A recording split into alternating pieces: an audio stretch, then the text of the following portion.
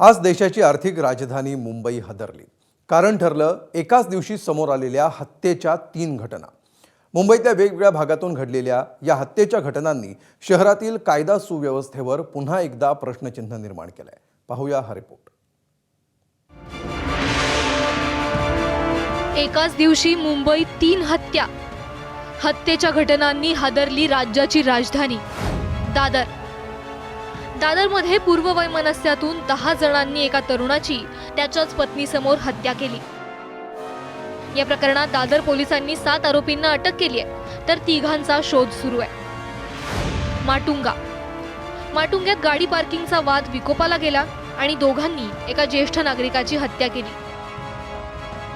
मारहाण केल्यानंतर आरोपींनी पळ काढला, मात्र पोलिसांनी त्यांना अटक केली। खेरवाडी तिसरी घटना घडली ती खेरवाडीत। पूर्ववैमनस्यातून धारदार शस्त्रानं वार करत खेरवाडीच्या कल्पतरू स्पार्कल इथे अभिनव चौधरी यांची हत्या 2 अज्ञात व्यक्तींनी केली। हत्येच्या या घटनांमुळे शहरात पोलिसांचा धाकच उरला नाहीये का, असा प्रश्न निर्माण होतोय। ब्युरो रिपोर्ट, एबीपी माझा।